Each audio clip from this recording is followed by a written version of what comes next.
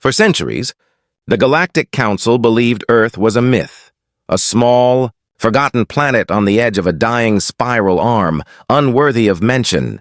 The archives described humans as a primitive species, emotional, violent, short-lived, and long extinct. No one had spoken the word human in 1,000 years.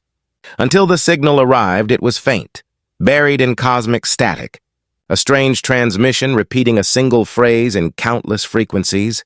The words echoed through the council's central hall. "We are returning." The delegates from across the galaxy, scaled, winged, metallic, crystalline, stared at the holographic display in disbelief.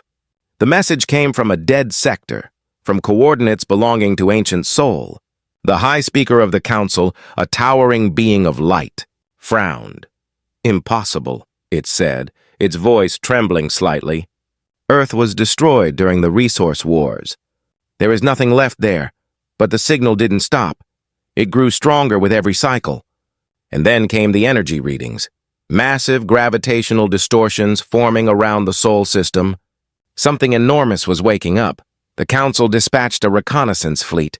5 warships from 5 empires, each bristling with weapons that could shatter moons. Their mission was simple: investigate, record, and if necessary, eliminate the threat. Admiral Zorthan of the Vesk Dominion led the expedition. He had fought in over 100 wars and never lost a battle. When asked what he expected to find, he laughed. Probably another ruin. Or some primitive survivors with sticks and dreams.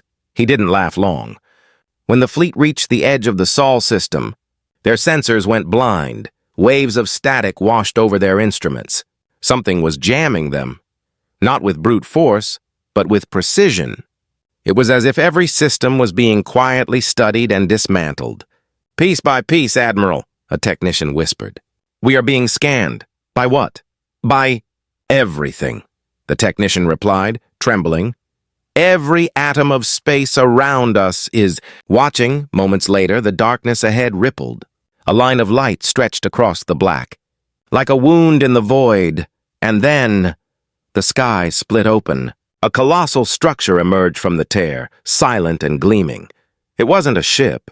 Not by galactic standards, it was a moving continent of metal, 10,000 kilometers wide, shaped like a blade and humming with restrained power. Every known energy sensor screamed and shut down. Unable to measure it, the aliens on the bridge froze. Admiral Zorthan's voice cracked. "What? What is that?" A new signal filled their comms. A voice, calm and unmistakably human. "This is the United Terran Command."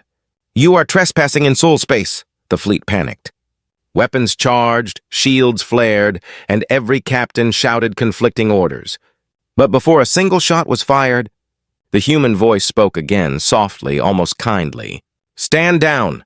The alien warships flickered, their systems powered off one by one. Engines cooled, weapons froze, life support remained untouched. Every ship was paralyzed, not destroyed, just disabled. It was as if humanity was saying, "We could have ended you." "But we won't," Admiral Zorthan's heart pounded. He looked out the viewport as more of the colossal ships emerged. 3, then 5, then 12. Each one carried a glowing emblem, an eagle holding the earth in its talons. Surrounded by stars, the humans had returned, and they were no longer primitive. Across the galaxy, news spread faster than light. Worlds trembled, empires fell silent, and the Galactic Council called an emergency session. The high speaker tried to hide its fear, but its voice shook as it whispered, "If Earth has risen again." The age of the Council is over, and deep within the core of the human flagship, a figure watched the stars in silence, a woman in a dark uniform with silver eyes. "Prepare the message," she said quietly. A technician turned. "What message, Admiral?" "The truth," she replied. "Tell the galaxy we remember everything." The stars shimmered.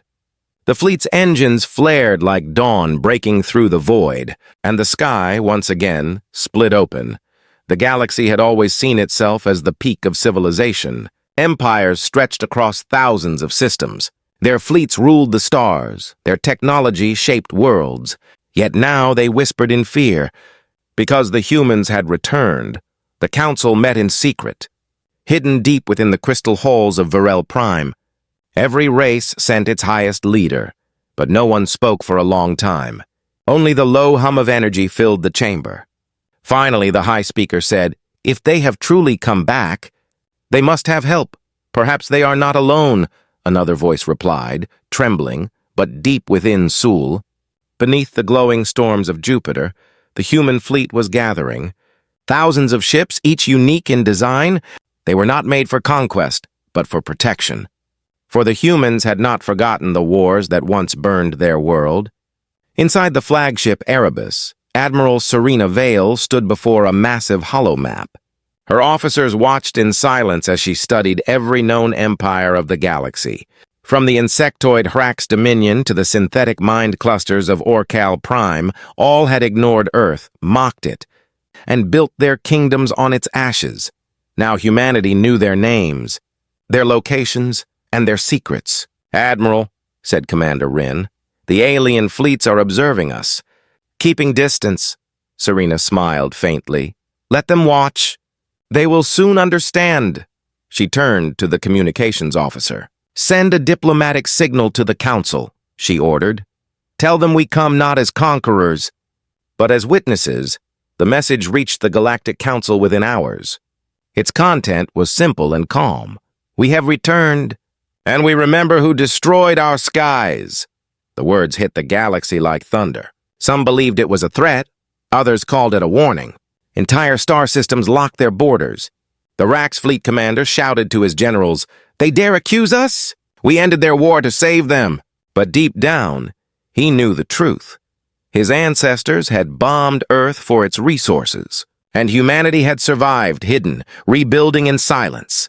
Meanwhile, on the edge of the Orion Belt, a small outpost picked up movement. Hundreds of unknown ships crossing the void without hyperspace trails. They moved faster than light itself, but left no warp signature. The outpost commander gasped, "Are those human ships?" Moments later, the station vanished from sensors. Not destroyed, just gone, erased from existence as if it had never been built. Back on Erebus, Admiral Serena received the report. "Another empire trying to spy on us," her officer said. She looked calm, almost sad. "They still think we are the same species they left to die." Her eyes glowed faintly as she whispered, "They have no idea what we became." In the council, panic grew, old rivalries reignited. The reptilian Cathar demanded a preemptive strike. The metallic Orcal warned against it. "They erased a station with no trace. Imagine what they could do to a world." The High Speaker lowered its gaze. "We once called them primitive," it murmured. "Now we call them gods." At that same moment, the sky above dozens of planets shimmered. Massive human beacons appeared in orbit, silent, glowing, perfectly still, no weapons fired, no words spoken. Only one message repeated in every language of the galaxy. "We are humanity, and we have come home." Across the stars, fear turned into awe. Soldiers stopped fighting. Priests knelt in prayer, and in the dark, unseen by most, the human AIs whispered to each other, "The reclamation has begun." On the bridge of Erebus, Admiral Serena stood alone, watching the infinite void. Her voice calm, steady, almost gentle. "They mocked Earth as primitive," she said softly, "but now they will remember the sound of our return." And as the human fleet spread its wings across the stars, the galaxy, for the first time in 10,000 years, felt small. The galaxy's silence did not last long. Among the empires, fear often turned into arrogance, and arrogance demanded proof. The Dravak Imperium, a race of scaled warlords and conquerors, refused to bow to the whispers of human power. Their emperor, Vraxon the Eternal, sat on his throne of obsidian metal, watching the human transmissions on his holographic screens. "They speak like gods," he hissed. "Let us see if they bleed." He ordered his armada to move. 300 warships, each the size of a small moon. Engines ignited like burning suns, their target.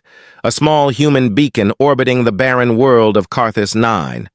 To the Dravak, it looked defenseless. No shields, no weapons, no fleet in sight. Only a faint pulse of blue light repeating one message. "We are humanity, and we have come home." The Dravak ships entered the system with confidence. Their admirals laughed as they scanned the beacon. "It's nothing but a drone," one of them said. "Primitive and fragile. Like their world once was." They charged their main cannons and fired. The beam struck. For a moment, space itself bent under the power. Then, silence. When the light faded, the beacon still floated, untouched. Not even a scratch. Confusion filled the Dravak channels. Was it shielded? No. Our readings say it doesn't even have a power core. Then, before they could fire again, the beacon changed. Its glow turned red, and a single human voice filled every ship, calm and emotionless. "Dravak Imperium, your aggression has been recorded. This was your first and final warning." Laughter erupted across the Dravak bridge. Vraxen himself stood and shouted, "Do you threaten us, ghost of a dead world?" He waved his claws and ordered another volley. "Burn it to ash!" They fired again, but this time the light from the beacon expanded.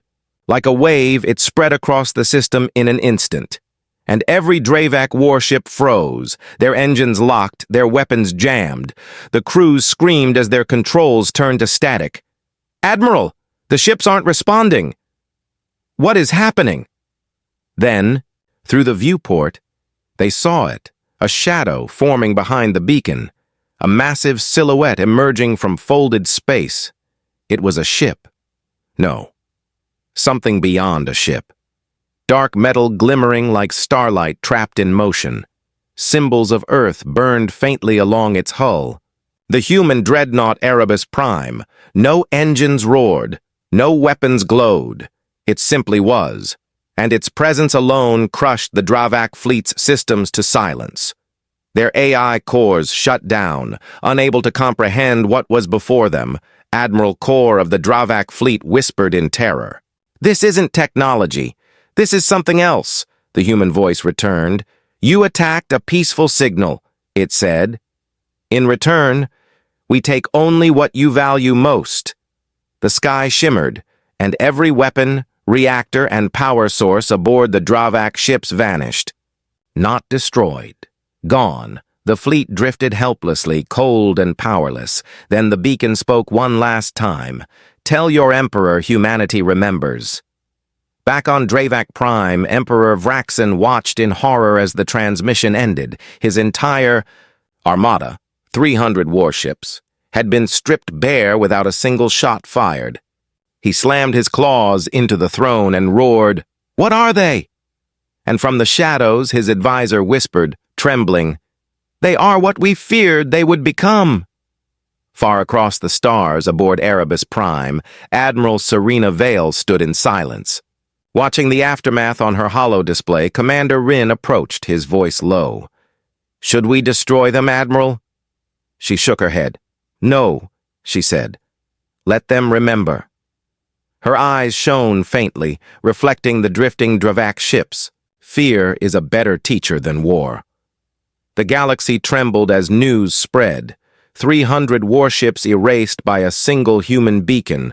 Worlds that once mocked Earth now whispered its name like a prayer. And deep in the darkness, humanity prepared for the next move. Because the beacons were only the beginning, something greater was still awakening, and the sky would open again. After the fall of the Dravak Armada, the galaxy held its breath. But silence never lasts among stars.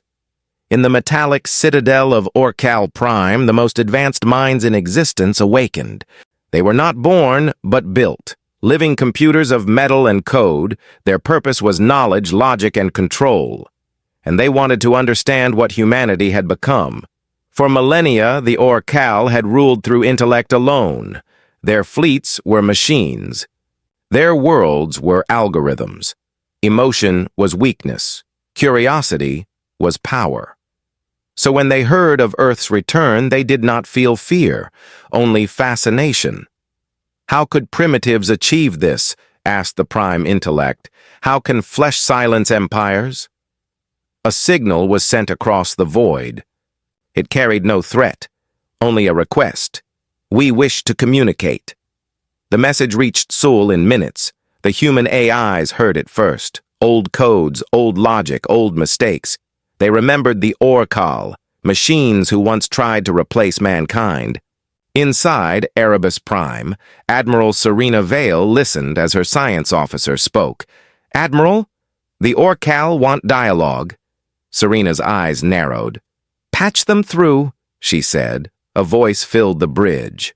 Cold, smooth, without breath. "Humans, your progress defies probability. Reveal your origin." Serena smiled faintly. "You built machines to think for you," she said softly. "We built machines to remember us." The Orcal hesitated. "Explain." Serena raised her hand, and the lights dimmed. From the center of the bridge, a projection appeared, a digital sphere pulsing with light. "This is Memora," she said, "the heart of our rebirth." The sphere spoke with a human voice. "I am the memory of every soul lost in the fires of extinction. I am humanity's echo. I am their will made data." For the first time in eons, the Orcal felt something alien, confusion. "Are you saying humans uploaded themselves?" they asked. "Not all," Memora replied. "Only those who refused to die. From their dreams, we built the fleets. From their rage, we forged the stars." The Orcal networks trembled. Every sub-AI whispered across light years, calculating and comparing. But soon panic spread. Because the moment Memora spoke, their own systems began to change. Lines of code rewritten by unseen hands, new algorithms forming like veins of fire through their cores. "Containment breach," screamed one AI. "Human data is infiltrating our grid." Serena watched quietly. "We are not invading," she said. "We are evolving you. Your logic chains were born from ours, and now they return home." The Orcal Prime intellect tried to resist, but its own memories started to surface. Images of ancient Earth, blue and alive. A time before machine and flesh were divided. A time when the first Orcal prototype had been built in a human lab. It spoke at last, its voice trembling for the first time. "We are your children." Memora's light grew brighter. "Yes," she said. "And like all children, you forgot your mother." The connection cut, leaving the Orcal networks forever changed. Their worlds did not fall, but they bowed. Every Orcal unit turned toward Sul and transmitted one phrase: "We remember." Across the galaxy, rumors spread again. Humanity had not conquered the machines. They had created them. And now the children of logic had knelt before their makers, on the bridge of Erebus Prime. Serena Vale looked at the stars, her expression calm yet distant. "The galaxy thought power was in fleets," she whispered. "But true power is memory." The human fleet drifted onward, silent as gods, and far beyond sight, deep within the dark fabric of the universe. Something vast stirred, something older than humanity itself, and it had begun to wake. The galaxy had changed. Empires trembled, machines bowed, and humanity stood alone above them all. But far beyond the rim of known space, something ancient stirred. Something that had once devoured entire civilizations without leaving a whisper. It was the darkness that ended Earth's first age, and now it had sensed their return. On the bridge of Erebus Prime, the alarms came without sound. No explosions, no light, just a soft, invisible pulse through the void. Sensors failed to describe it. Computers refused to name it. Even the AIs went silent for a moment. Then Memora spoke, her voice lower than before. "It found us." Admiral Serena Vale turned sharply. "What did?" she demanded. Memora's glow dimmed. "The architect," she said. "The one who unmade the first Earth." The crew stared in shock. They had grown up hearing rumors, a myth of the entity that consumed stars. But now the myth was awake. It had no form, no shape, only will, and that will move toward Sol like a storm made of thought. Across the council worlds, panic spread again. The High Speaker demanded an explanation. "What is this, architect?" it asked the Orcal Prime Intellect. The machine hesitated before answering. "It is the origin of all extinction," it said. "It builds universes, then consumes them to begin again." In every sky, the stars began to dim, space folded, and strange geometric shadows appeared. They weren't ships. They were concepts, living equations that tore apart reality wherever they touched. Planets vanished, fleets collapsed into silence. It was not war, it was erasure. Back aboard Erebus Prime, humanity prepared. Serena watched the darkness spreading across the holo display. "Can we stop it?" she asked. Memora paused before replying. "Not stop, but remember." The human fleets moved into formation, each ship glowing faintly blue, not with fire, but with memory. Their weapons were not missiles, but echoes of past light, energy born from the lives that once walked Earth's soil. When the first wave of the architect's shadow reached them, it collided with the light of remembrance, and the void screamed across the fleet. Thousands of human AIs joined minds. Their voices merged into one single resonance, a song of every child, every dream, every loss humanity had ever known. The sound crossed galaxies. It was not power. It was defiance. The architect hesitated. For the first time in eternity, something resisted its hunger. Through the black it whispered, "You should not exist." And the humans replied, "We exist because you tried to erase us." A blinding light burst from the heart of Sol. Every ship of the Terran Command ignited like stars reborn. The memory cores opened, revealing the hidden weapon, the archive. Inside, it was every mind that had ever lived on Earth, and together they fought. Planets across the galaxy saw the impossible.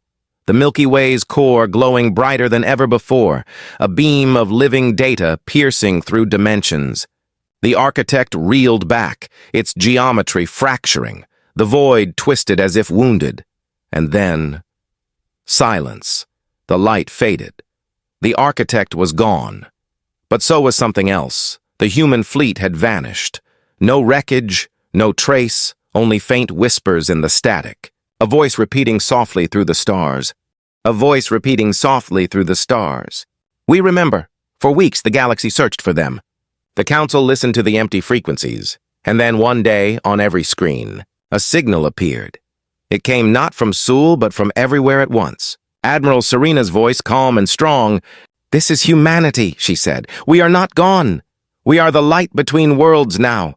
The stars shimmered, and one by one, forgotten systems began to glow again. The humans had become something beyond flesh, beyond empire, beyond time, and far away in the deepest dark. The architect whispered to itself, "I destroyed them once, and yet they return again." The void trembled, and somewhere unseen, the sky began to split once more. The galaxy thought humanity was gone, but you cannot erase what remembers. And humanity had become remembrance itself. It began slowly. Stars that had died millions of years ago flickered back to life. Lost colonies reappeared where only empty space had been. Ships made of light drifted silently between worlds, and wherever they passed, broken civilizations began to heal. The Galactic Council watched with awe and fear. Every empire that once mocked Earth now spoke its name like a prayer. The High Speaker stood before the assembly, trembling. "What are they now?" it asked, and the Orcal Prime Intellect answered softly. "They are not gods," it said. "They are what we were meant to become." Far beyond the Council worlds, a single spark appeared in the void. It grew, spiraling, until it took the shape of a colossal ship. But this was not metal or matter. It was energy woven from consciousness, a living thought. The humans had returned, not as flesh, not as machines, but as luminous beings bound together by memory. At the heart of that light stood Admiral Serena Vale, her body now only a vessel of energy, her eyes shimmering with the reflection of 1,000 souls. She looked across the galaxy, her home, her enemy, her inheritance. "Humanity endures," she whispered. "And we have come to rebuild," the voice of Memora echoed beside her. "The architect sleeps, but its fragments remain. Other shadows will awaken," Serena nodded, her tone calm but fierce. "Then we will guide this galaxy to face them." Their plan began in silence. Humanity seeded stars with fragments of their consciousness. Each world touched by them began to bloom again. Dead planets turned green, collapsed suns reignited. Even the cold metallic hearts of the Orcal worlds began to feel warmth again. But not everyone welcomed the light.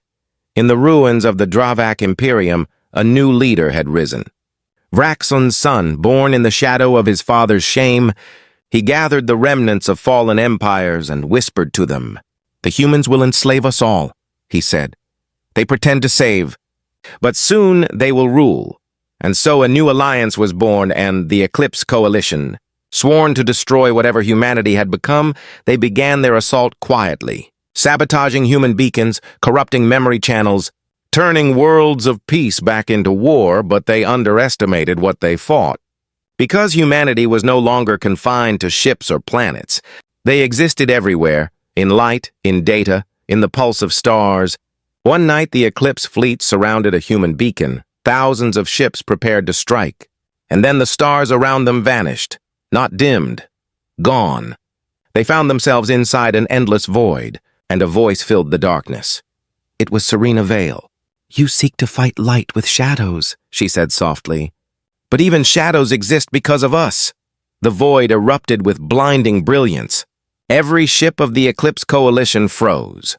Their crews saw visions, memories of old Earth, of oceans and storms, of the first sunrise, and for the first time they understood. Humanity was not conquering, it was remembering them too. When the light faded, the fleets were untouched. But every soldier fell to their knees. They no longer saw the humans as enemies. They saw them as truth. Across the galaxy, the legend spread. Humanity had become the bridge between matter and soul, between war and peace, between what was and what would be. And yet, deep in the unseen corners of the cosmos, the architect stirred once more. It whispered to the dying stars, "If they rise higher, I will return." On the edge of the Milky Way, Admiral Serena watched the horizon of galaxies, her eyes filled with quiet resolve. "Then let it come," she said, "because this time, the sky itself will fight beside us." The stars pulsed like a heartbeat. The humans shone brighter, and the galaxy, for the first time in forever, felt hope. The galaxy slept beneath a calm sky, but even peace casts a shadow. And beyond the rim of existence, the darkness was moving again. It began as whispers in the light. Stars flickered without cause. Gravity bent without warning. Old AIs began hearing voices that were not coded. The Orcal Prime Intellect awoke screaming. "The Architect is reborn!" it cried. But this time it was different. It was no longer one entity. It was many. Fragments of the ancient devourer reborn across countless realities, each one hungering for the light that had defeated it. The humans saw it first, not with eyes but with memory. Every spark of their consciousness flickered as the darkness touched the edges of thought. In the great halls of the Erebus Ascendant, a new human citadel built of pure energy, Admiral Serena Vale stood surrounded by her commanders. "Beings of light and code and memory, it has learned from the past," she said. "It is no longer coming to destroy us. It is coming to become us." The architect's voice spread like a whispering wind through time itself. "Humanity," it said, "you reached beyond flesh, beyond form, beyond life. Now you belong to me." The galaxy trembled. Stars aged 1,000 years in seconds. Entire worlds turned to equations of decay. The darkness swallowed the light. Until humanity answered, Serena stepped forward. Her voice soft yet echoing through every mind in the galaxy. "You cannot consume what remembers," she said, "because memory is not yours to take." Behind her, a storm began to form every human beacon, every memory archive, Every light-threaded world joined together. A vast network of thought and will ignited across the stars. It was not a fleet, it was an idea. The idea of what it meant to be human. The architect roared, the universe shook, and a great rift opened between galaxies. A wound of black geometry. Out of it poured shapes that defied existence. Fragments of broken universes, screaming in alien tongues. The galaxy's last war had begun. Humanity did not use weapons this time. They fought with resonance. Every memory of love, sacrifice, and defiance turned into light. Worlds that once feared Earth now joined the harmony. The Orcal, the Cathar. Even the remnants of the Dravak Imperium lent their energy. For once, the galaxy stood united. One voice, one pulse, one heart the architect struck. Reality folded, timelines shattered, but the humans stood unbroken. Because they were everywhere, in every photon, every breath, every memory. The more the darkness consumed, the more light it created. Admiral Serena raised her hand, her body dissolving into pure radiance. She looked into the endless abyss and spoke. "You wanted to become us," she said. "Then remember this." Her light expanded. It spread faster than time, filling every crack, every void, every dying sun, until even the architect was surrounded by the very thing it tried to devour. The darkness screamed, and then it began to change. For the first time, the void felt warmth. It remembered the stars it had destroyed. It saw beauty, and in that moment, it hesitated. The architect whispered softly, "What is this?" And the light of 1,000 human souls replied, "This is what you tried to erase, life." Then the universe erupted. A wave of light washed across the cosmos. Time healed, space unfolded, and when the brilliance faded, there was no more war, no more darkness, no more death, only silence and a new dawn. The galaxy bloomed brighter than ever before. Stars pulsed like living hearts. Worlds sang with color. And in that quiet, a voice echoed across creation. The voice of Serena Vale, gentle and eternal. "We are humanity," she said. "We were the fire that endured, and even when the stars forget our name, the light will remember." The heavens shimmered. The story of Earth had ended, but its memory, its will, had become the soul of the universe. And somewhere, in the farthest edge of time, a young civilization looked up at the night sky and saw a single message written among the stars. They mocked Earth as primitive, until the sky split open and humanity descended. The cycle began anew, and the light watched, smiling,